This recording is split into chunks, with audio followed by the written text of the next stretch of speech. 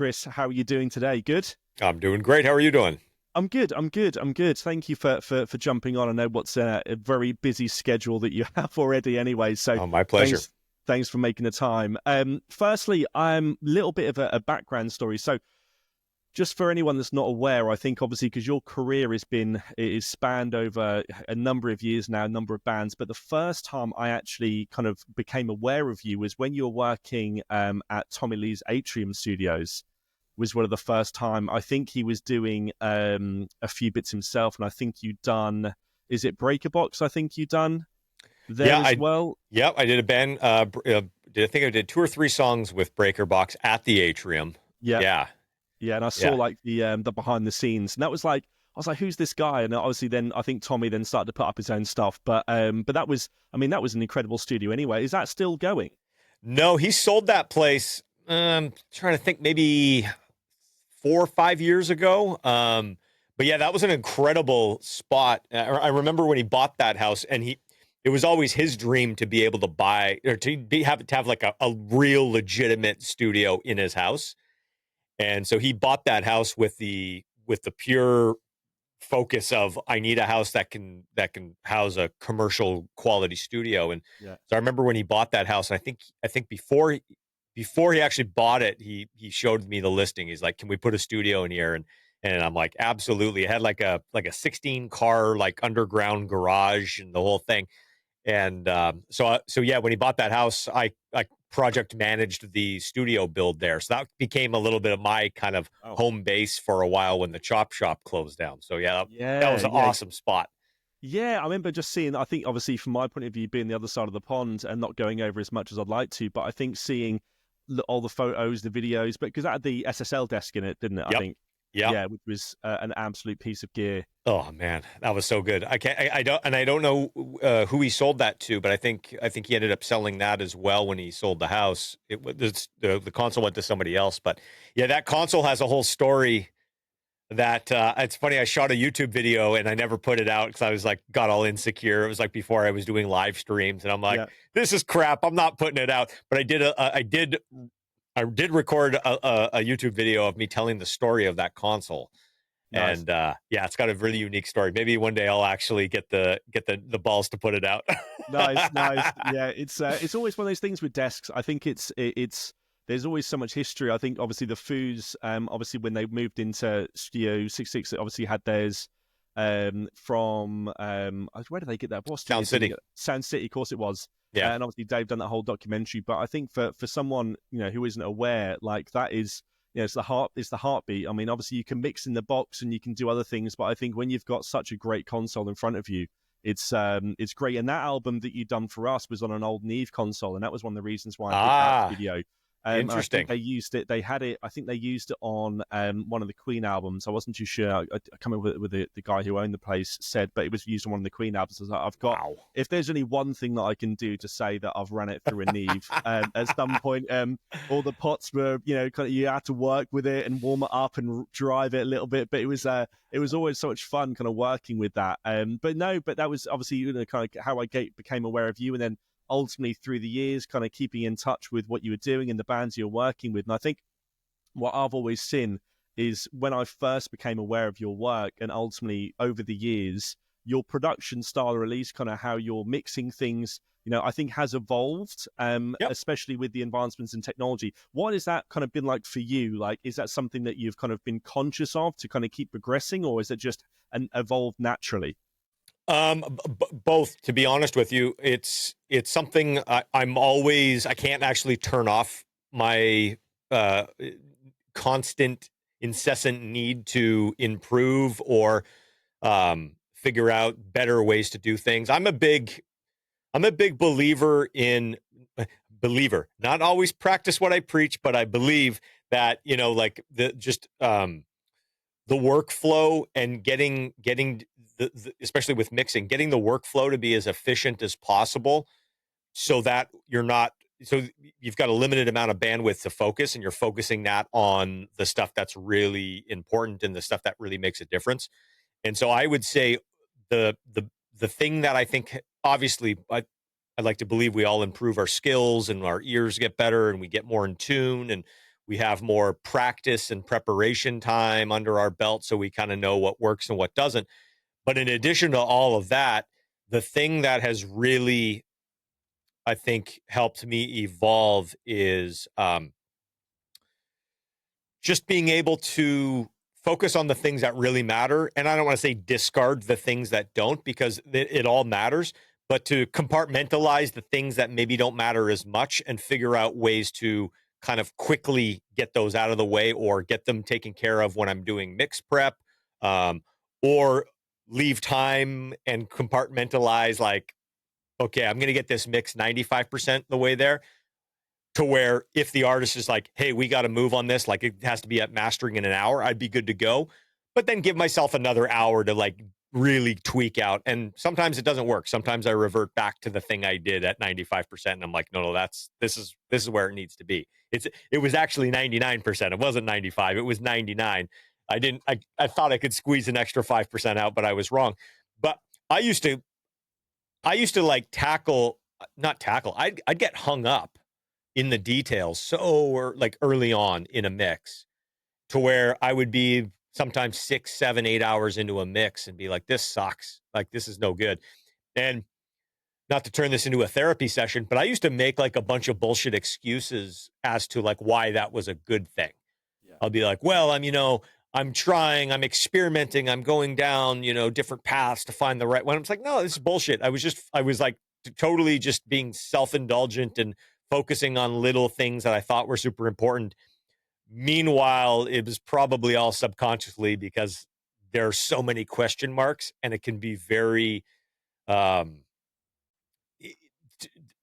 insecurity like runs deep when you're mixing, and you're like, is this any good? Am I doing the right thing? Is this working? Is it not working? And so I think early on, and I think a lot of, aspiring mixers get stuck in this, where they'll trick themselves into thinking they're doing something important. And meanwhile, it's like, I've said this before, like it's amazing how many people ask me about mix bus stuff. They're like, what's the attack setting on your mix bus? And I'm like, man, you're like, and some of them I'll even see their mixes, or some of them, I'll do, mentor calls with people where we're working through and doing some mix training and stuff like that. And the thing that they're really focused on, I'm like, you shouldn't worry about that until 80% of the other stuff is done. But that will be the thing they're fixating on, because, a variety of reasons. But like I said, I think, we've all got insecurities, and with mixing, there's so many variables. Oh, it's 100%. It's hard not to be insecure, and it's really hard to get to a point where you're confident and you can make those decisions and then move on. Well, I think it all comes from experience, really, doesn't it? I think it's putting yourself out there, I think, is the first thing. And also, when you're, as you would know, when you're mixing solo, you've only got your own opinion to go by. You've only got your own ears. I think it's very different, as we all know, mixing with the band in the room or someone else, and you've got that constant feedback straight away by changes or movements. And I think it's easy when you are in that mindset to procrastinate on something, to sit there and really just spend so much time on, like you said, something that you think is really worthwhile. But a lot of that kind of wasted time and that efficiency is really just down to, I think, from my point of view, the experience, and also just being honest with yourself. If something's shit, it's shit. And just move on from it. But like you said, especially from your point of view, it's a trap that everyone falls in. No matter, if you're mixing Green Day or mixing, the bands that you first known around the corner from you in the garage. But yeah, it's the same mistakes. It's the same thing, and it's interesting. You made an interesting point that kind of ties into the comment about the consoles. There was I got into the studio business as the transition into Pro Tools was happening. It was like right in the thick of it. So I still made a couple records on tape, and I worked on DA88s and stuff like that before everything was always Pro Tools. But pretty quickly, it became Pro Tools centric. Yeah. And then there was like the conversation of like, oh, well, you can't mix in the box though. You can track into Pro Tools, but you can't mix in the box. You got to go to a console. The thing that I will say, and this is kind of one of those, forget about analog, digital, SSL, Pro Tools, like whatever. The fact of having to mix in a studio with a console used to be your only option. would force the band to have to be there with you and would force the producer to make some decisions and to say, do we like this? Yes or no? Because at the end of today, we need to have a mix done. And if you guys want to belabor this another day or 2 or 3 or shut it down and come back to it a week later, well, that's going to cost you $2,000 to rent the studio a day and another $150 because we rented the SSLG compressor and the Soundtech and all. Like, there were some consequences to not making decisions. Yep. And so everybody was there and everybody was focused. And so I think that's one of the things that, I love where we're at with mixing. I love the technology. I've had a lot of people let's say, if you could go mix on an SSL, like if cost and studio and all that stuff wasn't an issue, like, would you do it? And I'm like, no, I prefer where I'm at now in terms of mixing in the box. A variety of reasons that we can get into, all like the technical minutia of it. But there are some drawbacks that aren't sonic. They're just workflow and they're discipline and they're, it's, I'm in the middle of a mixing project right now where, just getting a lead vocal level is like a 5-day process because of, like, okay, no, I don't know, it's a little too loud. And it's like, you used to have to make those decisions. So that muscle, that's a skill set. Being able to make a decision and make mix notes is a skill set that artists used to have to be sharp if they wanted their say. Producers used to have to be sharp, being able to focus and be able to nitpick those little things that they don't want to have bug them 6 months from now when the record comes out. Just doing infinite recalls wasn't an option, either time, cost, people scheduling, even the gear. I mean, when I worked at the chop shop, we had our recall system down, like so slick. And even still, sometimes you would triple check everything. You're like, something just doesn't sound the same. Or there might have been there was quick, I'm going off on a couple tangents, I might have told this story before, but we used to use at the chop shop, we used to use a delay unit. It was an old Lexicon delay. It was called a prime time. And they were so finicky. And they were old and nobody would fix them. I think there was one guy in LA who could fix those units, but then I don't know if he retired or if he moved away and quit, whatever it was, we couldn't get them fixed anymore. And so we had a stockpile of these prime times. I think we had like 6 or 7. Here's the crazy thing is they would stop working in like mid mix, stop working. They would just start going and you'd be like, okay, that one's down. So we would unplug it and we'd go put it in a pile and we'd grab another one and we'd plug it in and it would work. No problem. The crazy thing is it would just cycle because when we would come back, when we would go through the 7 we had, we would just start the process over. And that one that was buzzing 2 months ago now works. And so, but even something like that, like I remember there was one album, wouldn't have been at the chop shop. Maybe it was, no, it wouldn't have been Atrium. I'm trying to think of where it was. There was one album where we did a bunch of mixed recalls and there was a compressor that we used pretty heavily. Might've been like on like the drum subgroup, like the parallel drums. And that compressor, we just didn't have anymore. Like it died and couldn't get parts and just didn't have it anymore. And so, when somebody wants to recall the album 4 months later because, who knows for what reason, because the vocal level or the guitar might need a little more 2K or something. It's kind of like, okay, are you willing to give up the sound that we had on the drums 3 months ago in order to get that one little thing and the guitar frequency better, or is it not worth it? And I can't remember what we ended up doing, but yeah, I like where we're at. The lack of the discipline because there's no friction with recalling a mix. And even for, like I said, the way that I've had to evolve and I've had to really put some self-discipline into my process. Because it was easy for me too, to be like, especially when I worked at home, I'm not working at home anymore, which is, man, that has been a game changer. I hate that term game changer, but it actually has been a game changer for me because if I want to go home and have dinner with my kids, or if I want to beat traffic, or if I want to go to bed tonight, it's like I have to finish at a certain time. So you start prioritizing, like, you're like, does the decay time of that reverb on the synth patch, does that really matter? Or is the one that just popped up okay? And so you start eliminating a lot of those like little things I used to spend like 10, 15 minutes tweaking. And now you're like, well, like, turn up a reverb. Cool. Done. Go. Yeah. Move on. Yeah, So. no, I get that. I think it's there's a few bits you mentioned that kind of really kind of I think would kind of ring true to a lot of people that have been in those positions, especially with gear. I think because gear has its own character. You can have one compressor, a couple of distressors, for instance, and they can sound different than the other. And like you said, when you're doing recall mixes, it's just it's always the challenge. But I think sometimes that's always the fun part, because something, as something may come up out of a mistake. And they go, oh wow, and we've all had that. And I think it's very easy, like you said, to kind of sit there. And you made a really good point as well about the location. As we know, in studios, for instance, there's normally no windows. There's barely a clock on the wall. You get lost, and I think sometimes it's very easy to kind of stay in that space of, oh, we've got plenty of time. You can spend some time on this. And to be really honest, the budgets really aren't there anymore either.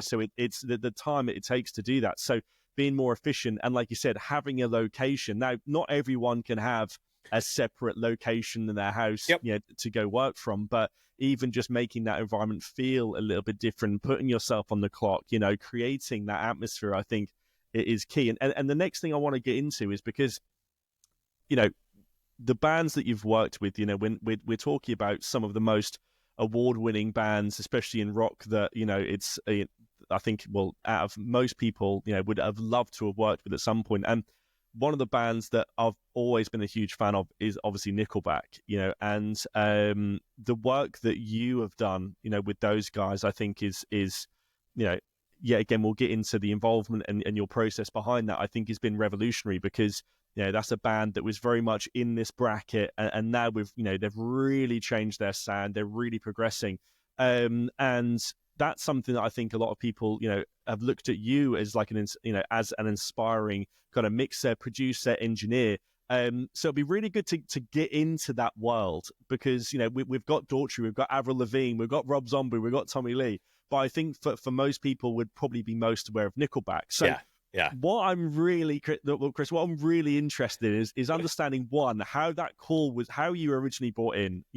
That's it could have been love of hockey. I don't know. It could have been, it could have been the love of hockey. But firstly, take us back. How were you originally brought in? What was that like? Seeing the guys there, and ultimately, what does that process originally look like with your involvement? So how that started, I mean, it's kind of crazy, the path that led to where we're at today. And you kind of mentioned it earlier.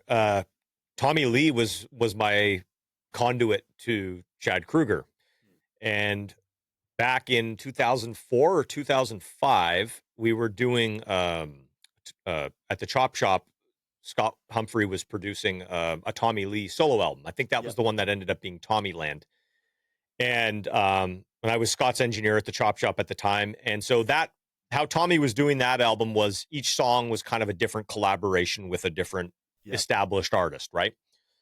And so I'm not sure if Tommy and Chad were buddies before that, or if that's kind of how they kind of became buddies. Nonetheless, Chad came down to LA and spent, I don't know, it felt like about a week, but maybe it wasn't that long. Maybe it was only a few days at the Chop Shop doing a song for Tommy's record. And so at that time, like, Nickelback was big because Silver Side Up had been out for a couple of years, but All the Right Reasons hadn't come out yet. So that was I don't think anybody thought there could be a next level, but there was a next level for them. 100%. And so I was a fan of Nickelback. But even more than that, I was a fan of Chad's work, because at the time he was such an in-demand, like, collaborator. He was songwriting, doing songwrites with other people and producing other artists, and a lot of the stuff that I was a fan of, he had his hands on. And so he came to LA. We worked on a song. I was so impressed with just the way that he went about working in the studio. Great guitar player, great singer, great writer. I was just really impressed, and we got along, and the session went pretty well. And so when Chad was, I will back up a second. The Chop Shop was one of the coolest studios to this day. It doesn't exist anymore in the way that did, but it was incredible.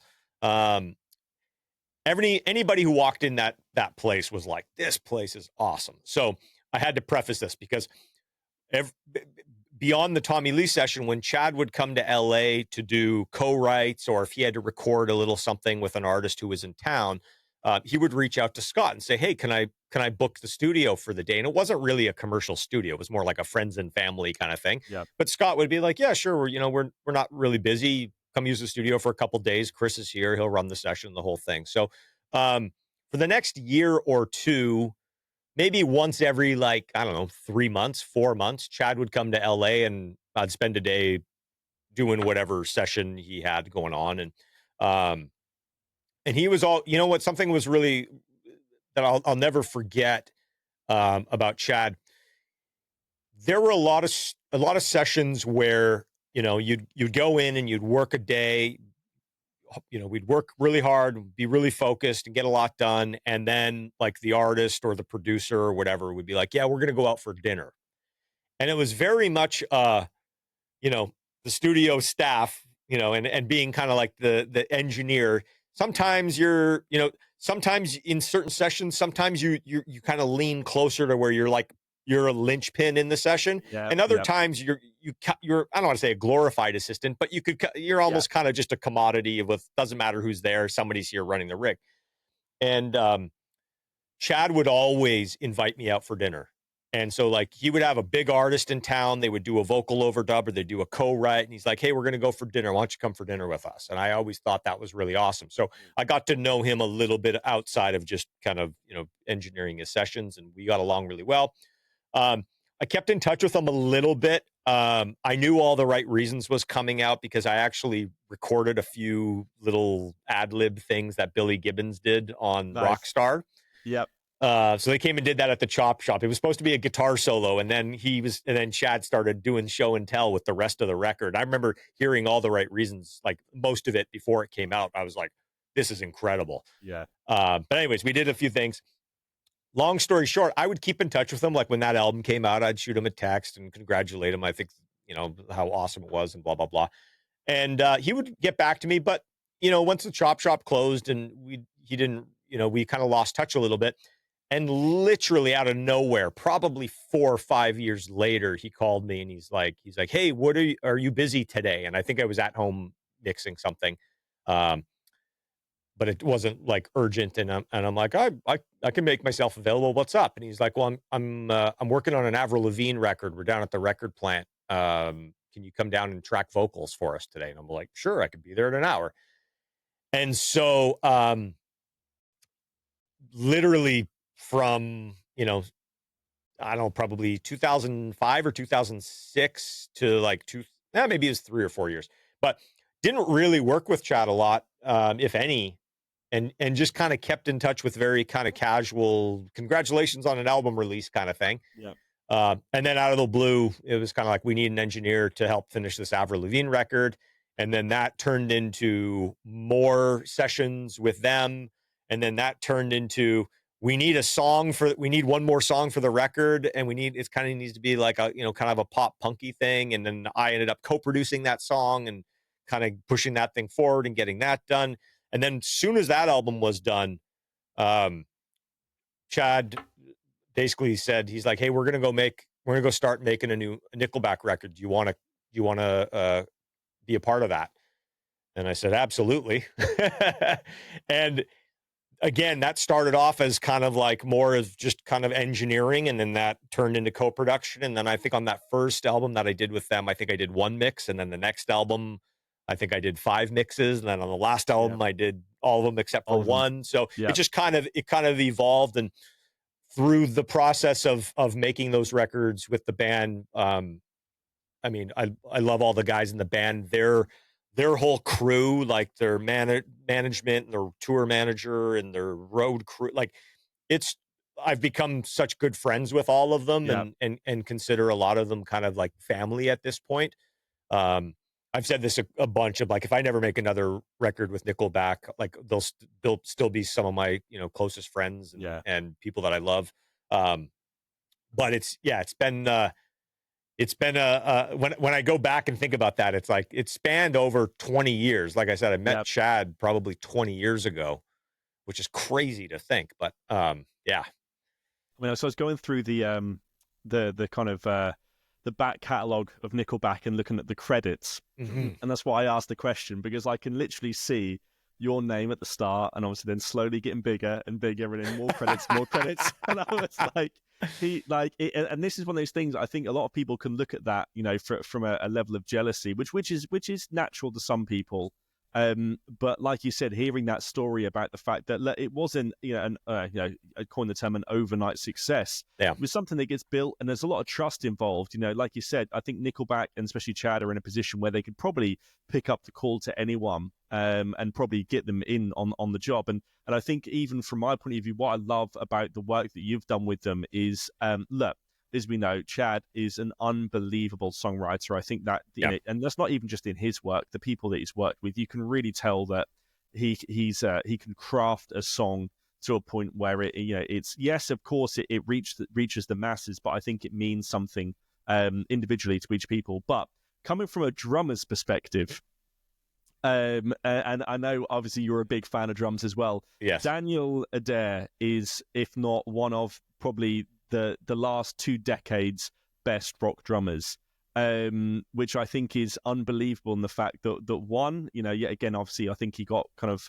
pulled in from Three Doors Down, yet again, not a small gig at all. Yeah. And I think what I love about the way that you've been working with those guys is drums haven't been pushed to the back. In fact, actually, they've been coming probably more to the front, where guitars naturally were a little bit more driven to the front of the mix. And even in the songwriting, I think the drums are now becoming a really big part of that.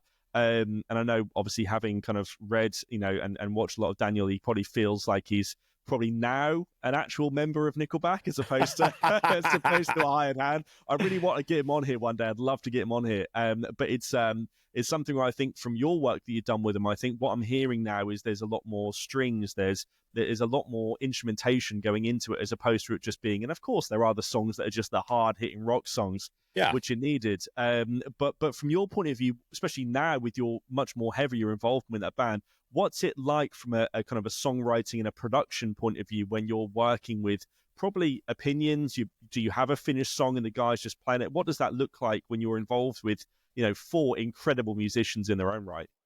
Yeah, I mean, it varies based on the song and just based off the situation. So like the very first record that I did with them, which ended up being the album No Fixed Address. Yeah. The reason it was called that is we bounced around to different locations. Pretty much, I've heard Chad eloquently describe the situation, and I'm not going to say it as good as he can, but he basically said, he's like, we would go rent a house and we would set up a makeshift studio. And he's like, and we would drain every ounce of creative energy out of it. And then we would pack up and move to another house. And that's literally what it was. But what was really cool about that is, I think there was 2 or 3 of them that we went to Maui. Nice. And so when we're going on, like, it's kind of, that's a long commute. Yeah. So everybody got together and went out there.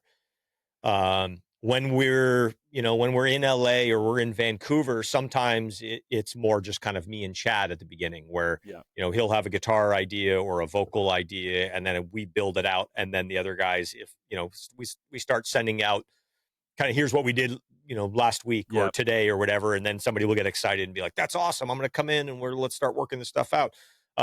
So it varies. A lot of it, obviously, Chad's just such a prolific songwriter. A lot of it kind of starts with him. And then we'll start building it out to see is there something here? Yeah. And sometimes you gotta go down the road a little bit with finishing a verse and a chorus and kind of producing it up and being like, is this as good as we thought when we heard, the acoustic guitar and the vocal in the back of the room? Yeah. A lot of the time it is, but sometimes it's not. And so we take our time and we really kind of flush everything out and make sure every little thing's as good as it can be. And that takes time. And I think everybody's got a different threshold for how long they can be in the room for that process. Yeah. And it's also nice when you can have, for instance, like when I go to record bass with Mike, for a lot of the songs, he hasn't been sitting in the room for days on end, agonizing over like a lyric or something like that. So when he comes in, he's got a really fresh perspective.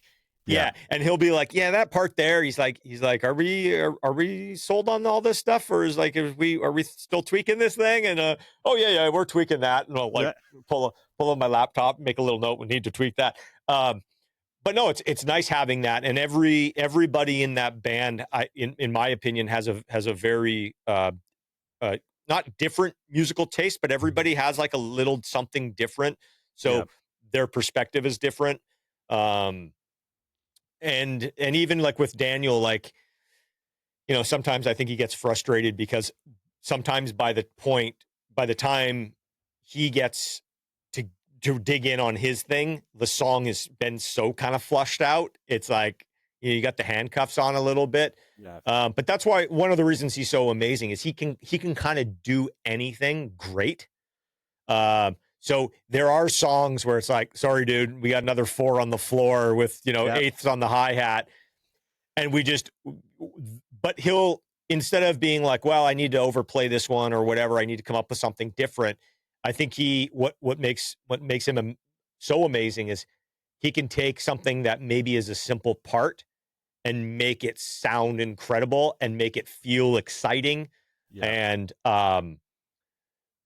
I think some other drummers need kind of a little flash in order to make it really impactful. And he doesn't. Yeah. Like, he's capable of doing all of that better than anybody else as well. But when it comes to kind of the simple straight ahead beats, it's like the way he plays them and how he executes them and the way the drums sound is the thing that I'm just like, to me, that makes that separates a good drummer from a great drummer is when it's kind of like, exactly, when you can execute all the parts, you're a good drummer.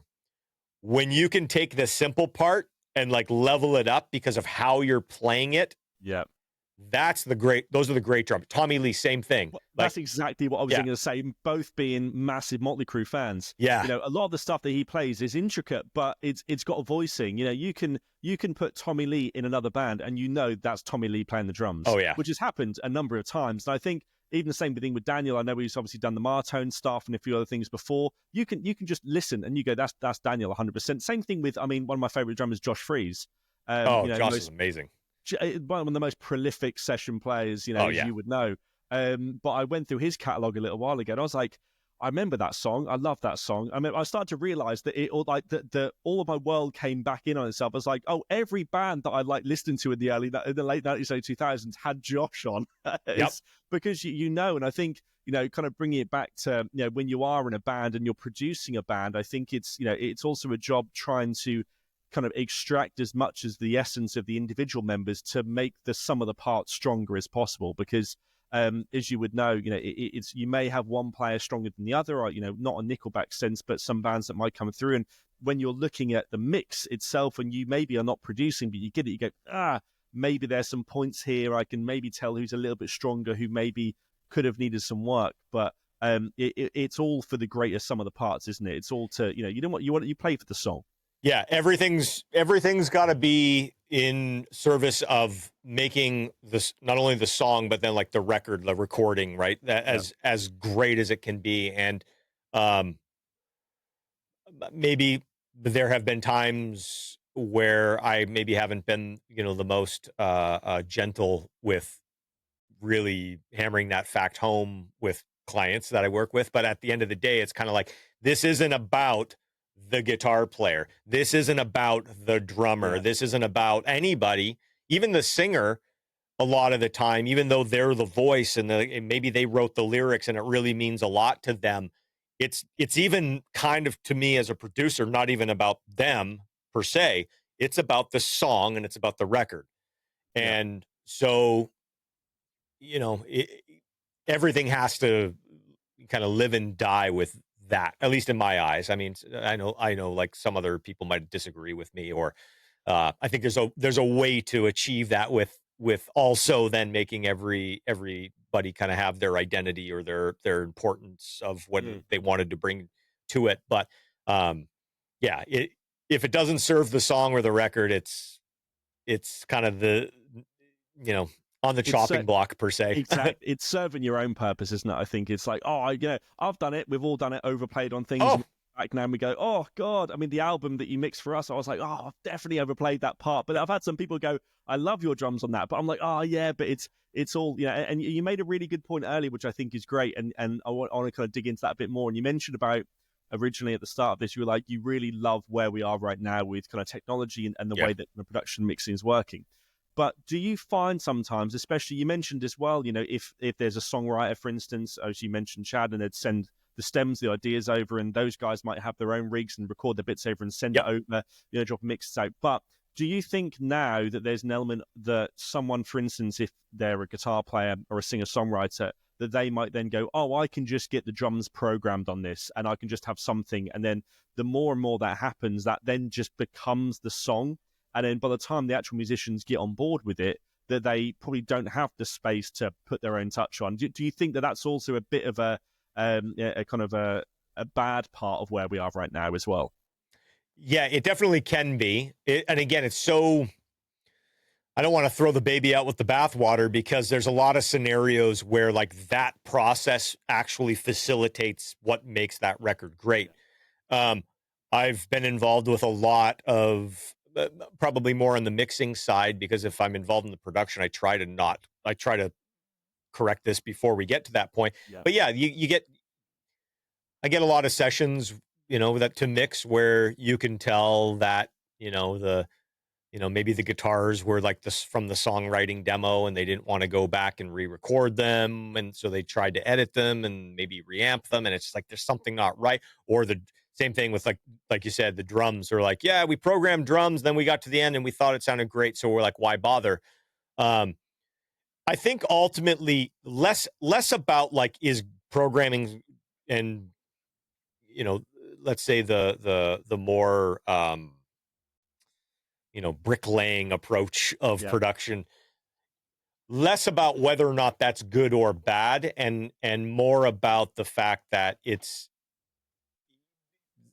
the decision of whether or not it's good or not is kind of made just based off of, path of least resistance. What's the cheapest? What's the fastest? What's the, I think, because I there have been songs that we've done. When I say we, just me and the artists that I work with, there's been songs that we've done where you go and you're like, okay, now we're tracking the record.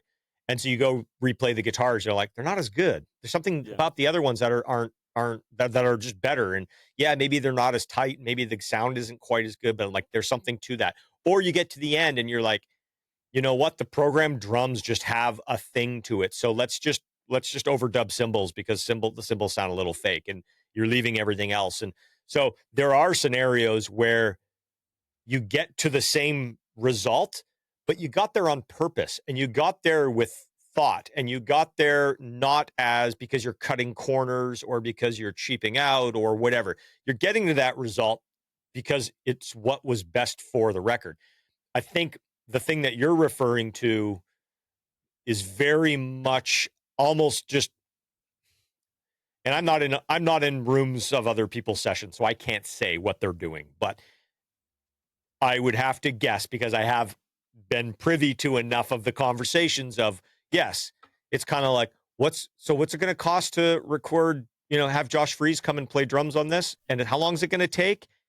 Yeah. And people are like, nah, we're good.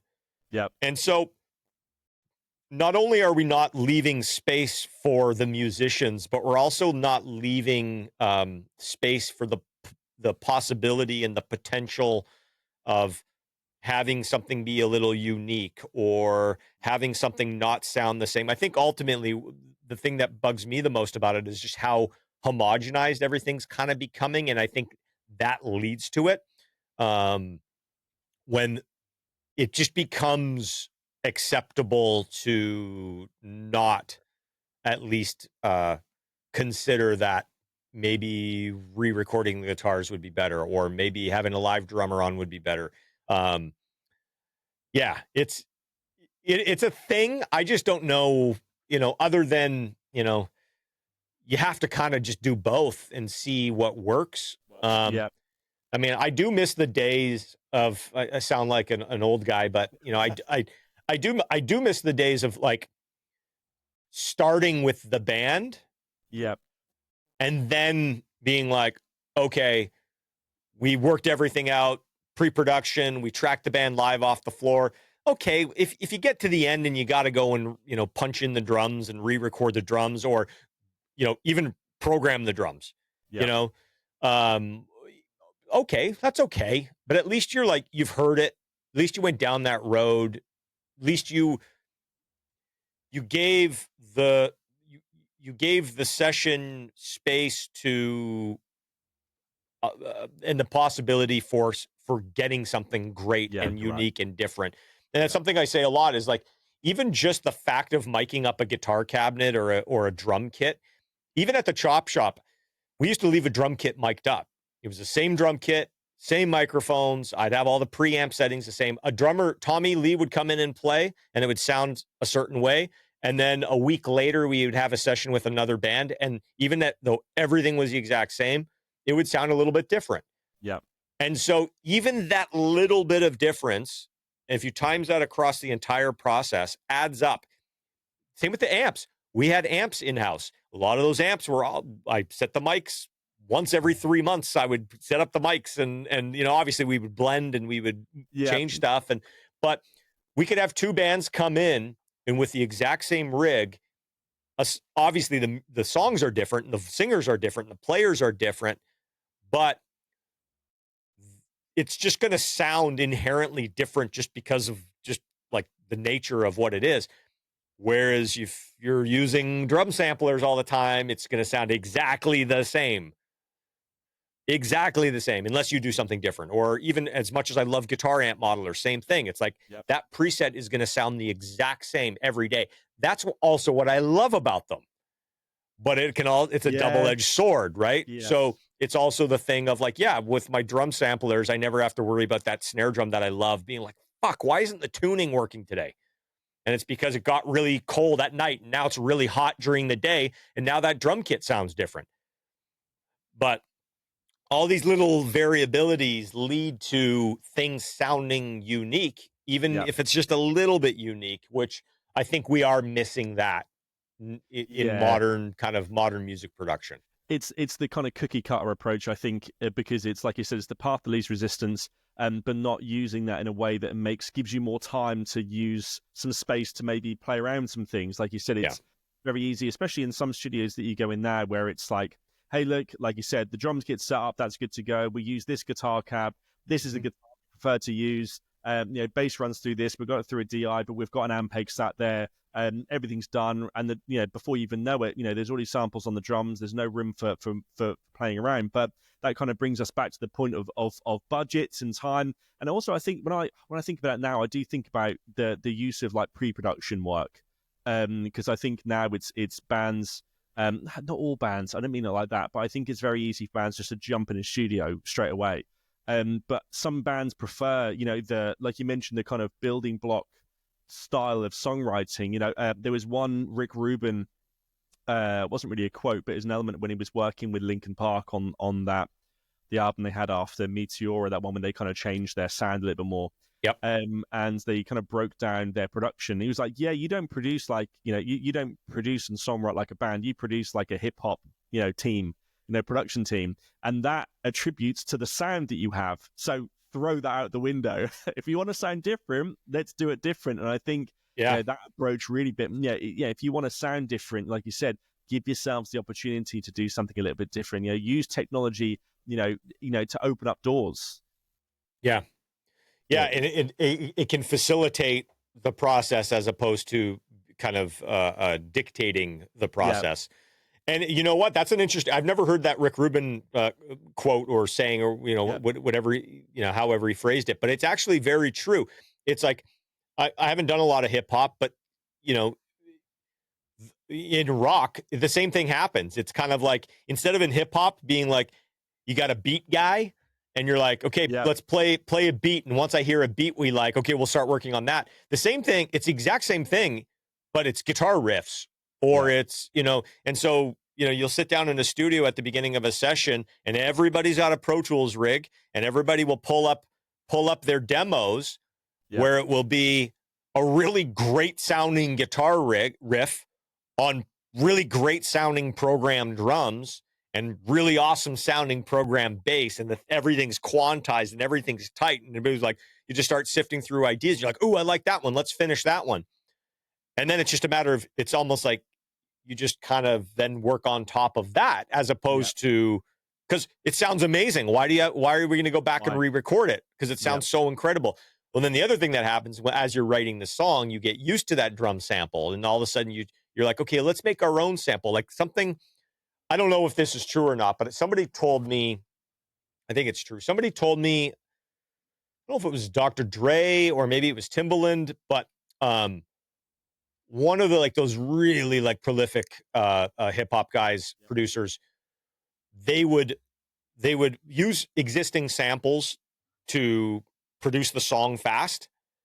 But then it was something where they're like, we have to go and replace every one of those stock sounds with something that we've created. So if there was a shaker loop, use the one from the MPC. That's fine. But before this thing goes out the door, we're redoing that shaker with a live shaker, or we're going to make our own loop out of this other thing that we pulled off of a record, and we're going to time stretch it and chop it up. Like, everything had to be replaced to where it wasn't from a sample library, or it wasn't from an album they did 3 months ago or whatever. And so everything was unique. That doesn't happen anymore, especially with rock music, where it's like, even as something as simple as a snare sample, it's kind of like, okay, let's make our own snare sample. It's like, no, that one from Easy Drummer sounds great. Why are we going to replace it? And it's hard to argue with, because it does sound good. You're like, what else does it need? I don't know. It sounds awesome. But very true. Yeah, very true. And I think it's also, like you said, it's tough, because I think we're going back to the original point, like being a mixer, you can just spend hours and hours on something that just isn't important.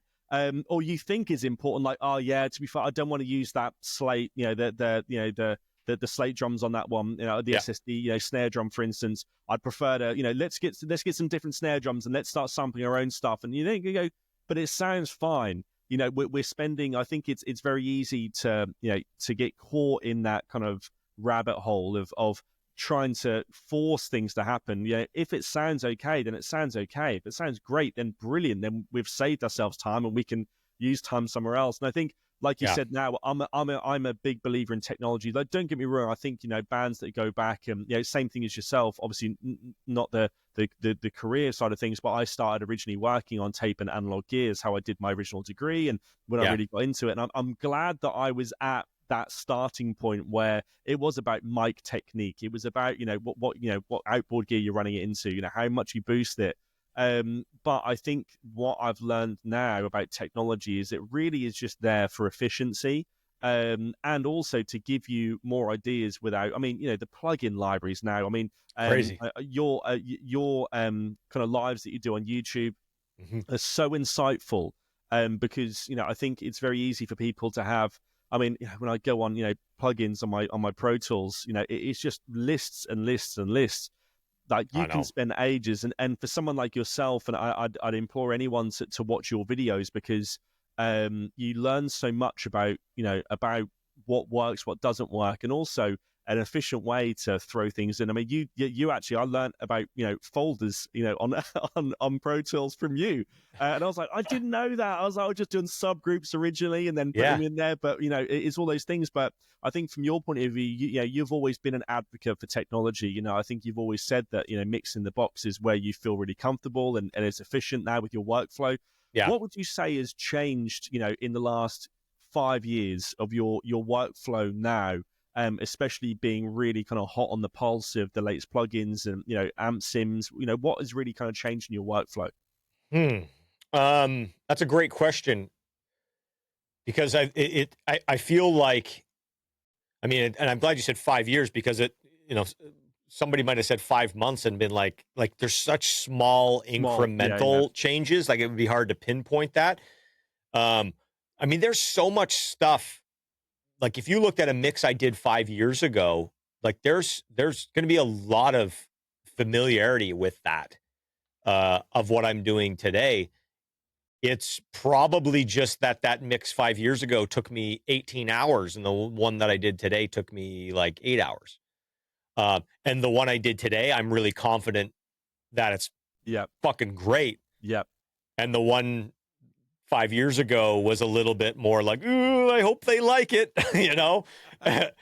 But it is a good point. I think I've just become much more aware of what works for me. And you did mention, my YouTube videos, something that I preach a lot, not only on the videos, but just in private conversations and with people that I've mentored and assistants that I've had in the past and stuff like that. What works for me might not work for you. I have tendencies, I have strengths, I have weaknesses, I have insecurities. There's things I'm really confident about. That's different for everybody. I just named like 5 criteria, like points.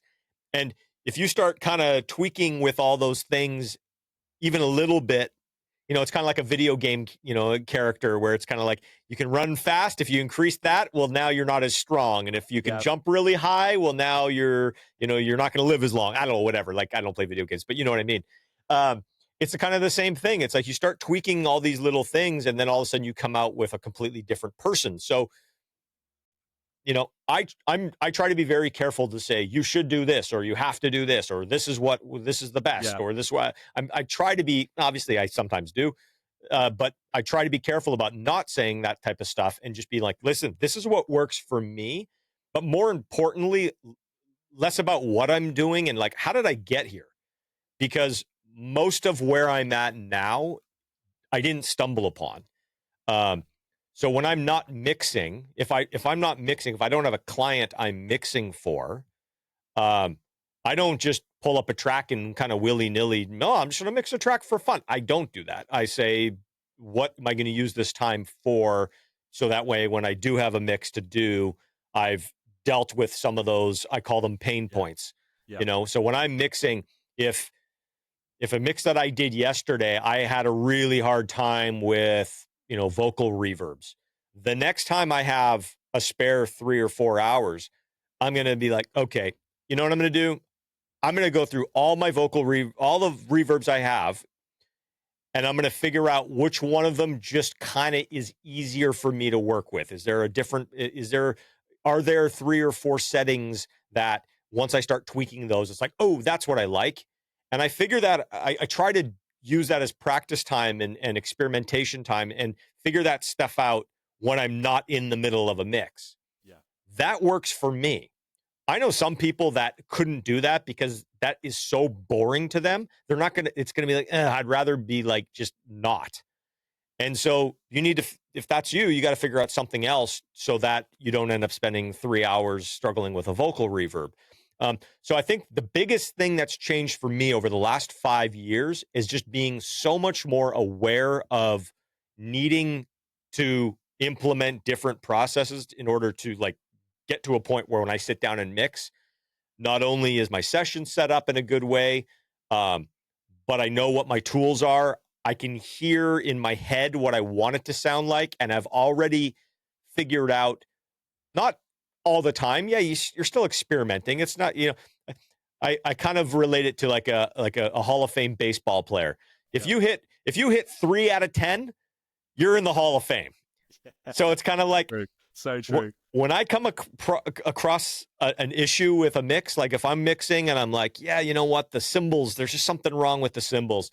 And I know in my head that I've got a couple different options that I can do to fix those. If I can be right like 3 out of 10, like I'm good. Because when you don't get it, the first time, you're kind of like, all right, well then you move on to the next thing, then you move on to the next thing, and you move on to the next thing. You're like, okay, well now I got it. But my goal is to kind of be able to get better at making that solving that problem with my first instinct, right? So I'm not having to go through the plugin list. It's kind of like, no. You know what? The distressor plugin works perfectly for that. Done. Awesome. That worked. Solved the problem. Awesome. Yeah. Right. And so I've had to figure out a way to build up to that point and to get there without just mixing 2,000 songs and being unhappy with 1,700 of them. Yeah. It's not the amount of at-bats you have. It's ultimately the time you have when you're there. Yeah. And I mean, to make more bad baseball analogies, it's the equivalent of, and I see this happen all the time, and it really confuses me a little bit. And yeah, mixing's not baseball, but it's a skill. It's a skill set. There's a lot of variables. It's not the same every day. It's different music. It's just like, you're pitching against a different pitcher and he might be throwing it a little bit different because he didn't get enough sleep the night before. Like there's all these variables, right? And I find a lot of people just sit down and mix what the equivalent of would be of a baseball player just showing up and playing the games. Yeah.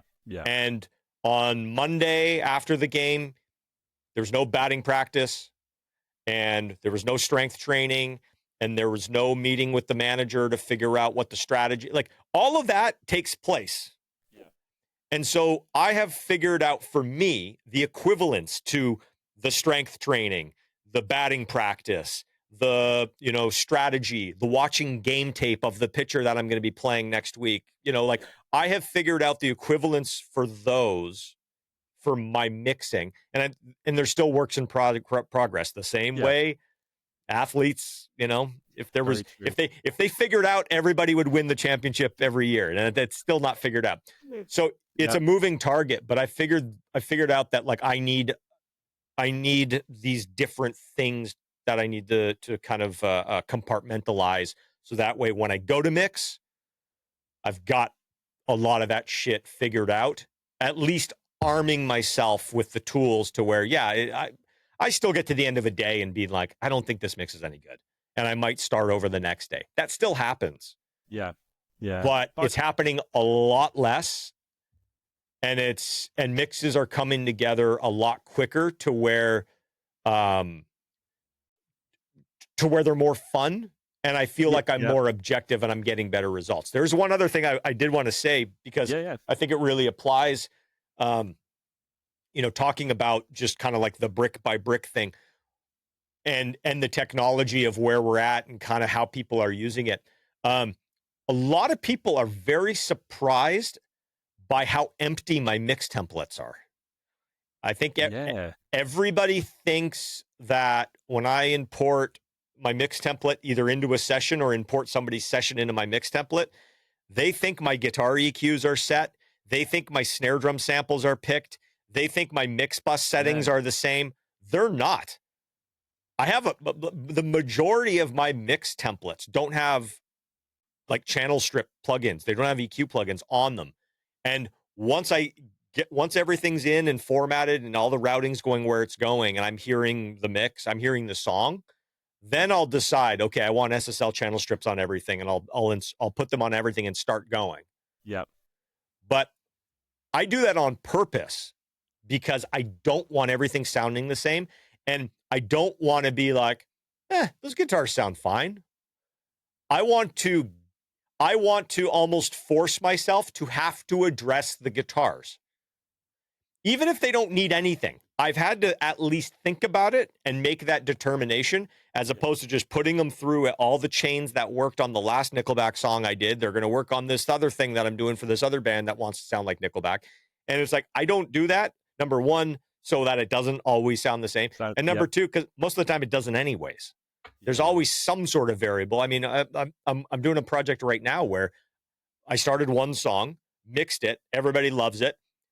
I imported, they want the album to kind of have a consistency. I imported everything into this next song, and I'm like, this is gonna be great. I'm gonna have this song mixed in an hour.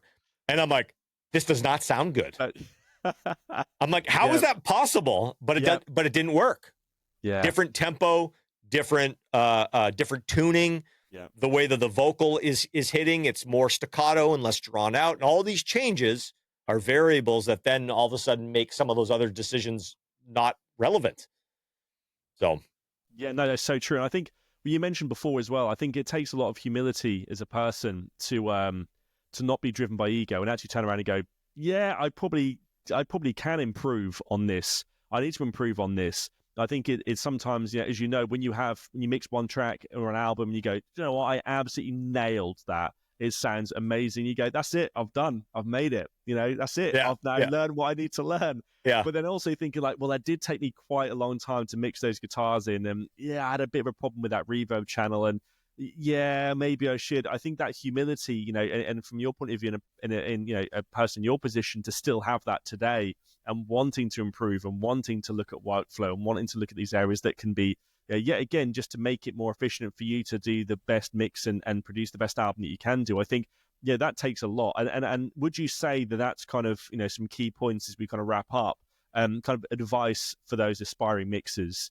to kind of come in, what is the kind of quick kind of points that you've really learned to kind of, over the course of your career? Yeah, I would say, try to figure out what, again, I refer to them as pain points. Yeah. I'm not going to tell somebody to not use a mix template when a mix template is actually addressing their biggest pain point. And that's going to be the thing that is the difference between an okay mix and a great mix. Yeah. Like, great. Just spend a day, mix a song. If you don't already know this, I think most people who have spent any time mixing probably have a good idea of what their pain points are or friction, but write it down. Grab a pad of paper and start mixing a song. And the minute you start second guessing or triple guessing something, write that down and then fix it and move on and be like, and I bet you if you did this for 2 or 3 or 4 mixes, you'd start seeing common themes. You'd be like, you know what? I've adjusted the snare level 16 times because I'm second guessing. Is it too loud? Is it not loud enough? Is it too bright? Is it not? Like, so, okay, cool. There, you have a tendency. There's something to do with snare drums and the levels and the brightness and whatever. Yeah. That's a thing for you. So figure out a workflow, figure out a brain hack, figure out a way to use the technology so that way you can take some of that second guessing out when you're in the heat of the moment. But don't figure that out while you're in the heat of the moment. Schedule some time to do it. But I think a lot of people, again, it's like bad sports analogies. I mean, if you don't, I love golf. I'm a huge golf nut. And like knowing, like when you, I don't have a lot of time to play and practice anymore. So it's kind of like, if I hit my irons pretty well already when I'm out on the course, when I'm practicing, that's probably not the thing I should be practicing if I, can't sink a putt. Yeah. But it's really easy when we're talking about sports, or we're talking about, well, sports is a really easy one. I don't know, the rest of life maybe it's not so easy, but it's really easy to identify what you need to work on. Yeah. In mixing, there hasn't been a lot of kind of, I don't know, education or encouragement to address it. Like, okay, what are your strengths? What are your weaknesses? I think most people don't know. And not only about like, what do people like about your mixes and what people don't like about your mixes, but like what is easy for you to achieve when you're mixing and what's not so easy for you to do. Like for me, like lead vocals, there's so many variables with lead vocals. That's the thing I find myself just getting in analysis paralysis like crazy. Like I used to joke, I'm like, if I could get hired just to mix instrumentals, I'm like, I would feel like a god. But the Yeah. minute you start putting vocals in, everything goes to shit. No, but it's like, so I spend the majority of my time experimenting when I'm not mixing, and if I'm playing around with stuff, I'm spending the majority of my time like really being like, okay, do I like parallel compression with lead vocals? Do I not? Do I what everybody's using Soothe now? Is that something that I need to do, or is it not? You know, I that last vocal, I ended up having to like crank so much top end in order to get it to sit where I wanted to do. Is that something that's going to be a common thing? Let's try that on 5 different sessions and see. Or was that a one-off? So that way, next time when I'm in the heat of it and I'm like having a problem with the vocal, being like, oh yeah, you know what? I'm going to try cranking just a ton of top end and see. And be like, no, that was a one-time, one-trick pony. That's not going to happen every time. But you got to, in order to fix a problem, you have to identify the problem. And I think mixing has become just such a like cross your fingers, hope and pray, and start slapping on plugins and hoping one of them fixes your problem, and start moving faders around and start just throwing shit at the wall and see what sticks. And again, that used to work. I used to do that, and it used to work like, 1 out of 10 times. And until I started really being like, okay, what's the problem? And once I've identified what the issues are, then I can kind of figure out, well, okay, what's my training, regimen to get better at those weaknesses? Yeah, it's true. And I think that, like you said, from my point of view, you need more at bats to take the sports.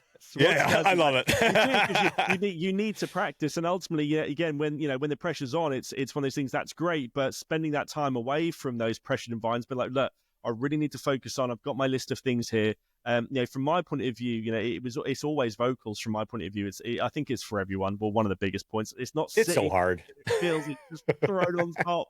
It really is, especially, I think I had one session I'd done a few months ago, and there was like 90 tracks of vocals, and they're all harmonies, counter harmonies, like group gangs. And you're like, right, I've got to sum this down somehow. I've got to bounce these things around. And that was actually quite a nice feeling of being like, I'm going to commit these. I'm going to commit them. And once they committed, that's it. And then I'm like, there was this weight came off my shoulders as soon as I committed a few of those. Like, right, I'm good. Now I can move on, because you can sit there, and especially vocal comping as well, and all of these things. But like you said, actually spending that time, I think, is probably the biggest thing I've learned. So I'm glad that was also a point from your point of view, is like looking at your weaknesses. Those pain points, I think, are key, because like you said, you can lose a lot of hair, by pulling it out, by just sit there at the same time. But I've got the same issue again, that snare drum or that sample. So like you said, it's key. But from your point of view as well, randomly, how's the move to Nashville been?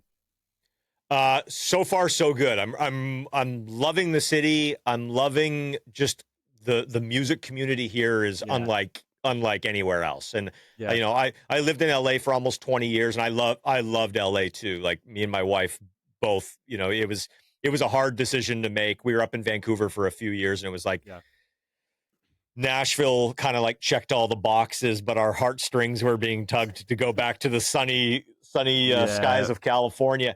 And so knowing that we're kind of, like I said, we're, just craving going back to LA, there was always a little bit of a question mark of like, is this going to fulfill kind of that feeling? And it's been so awesome. No even little ounces of regret so far. Amazing. And I mean, we're still getting settled, and I'm still kind of getting acclimated. And it's interesting. I did have somebody recently being like, sorry, like what new Nashville projects you were working on? I'm like, to be honest with you, I've been so busy just doing like the stuff that, I mean, I could be doing it from anywhere, but like I haven't done like any Nashville stuff I've yet. got jelly rolled, and I've then got exactly like it's, you're just going to walk through the door there, and I think it's. But like you said, it's the environment with Nashville. That's the really reason why I asked, because I've it's something that especially recently I've been wanting to really go back to, just as a just to see it again, because I think it's a great place to go to, and it's country music as well. It's not just country music. I mean, there's a band I've been listening to recently called Lakeview. I know those guys. Yeah, well, you do. Love those Amazing. guys. Yeah. Incredible guys, and their music's really well, really translated over here in the UK. But I was like, this is great. It's like, where these guys from? Nashville. I was like, where's this hard rock, metal, country thing came from? But yeah, those guys are great. Yeah, again, that's an amazing sounding album. That album sounds fantastic. Yeah, it's really hard hitting, but good song. Like it's so cool. It's great. And I think, again, when you said you made the move there, I was like, do you know what? That seems like a real cool place, because people are moving out to Austin. It's great for music and comedy as well. And I think, again, being positioned there is fantastic. So, no, look, Chris, I'll let you go. We've had you here for a while. You mentioned as well a little while ago, and I don't know if you want to plug it, a shameless plug, but do you have a masterclass of some sorts coming up soon, or a kind of something you may want people to have a look at? I do, absolutely. It's not out yet. We're kind of putting the final touches on the editing and everything. But if you go to my website, which is just chrisbaseford.com, or if you follow me on Instagram or YouTube, I'll be letting everybody know when it's available. But yeah, it was actually, if I can take 2 seconds, just kind of talk about it a little bit. The concept was to, obviously there's lots of existing kind of mixed with the masters and stuff like that, which are awesome. And I watch a lot of those as well. But the thing that I wanted to do was provide a little bit of the experience that I got coming up in a professional studio, where it wasn't necessarily about, being, sitting down and getting a lesson from the engineer who's been in the business for 30 years. It was being a fly on the wall in real world situations. Yeah. And so the concept behind the yet to be named production course was to basically do a real world session with a band, just and make it as real life as possible, which it was, and provide everybody the fly on the wall experience, with the added benefit of, yes, there is, I did explain things in detail, and I did have a select group of people there live while we were recording the band.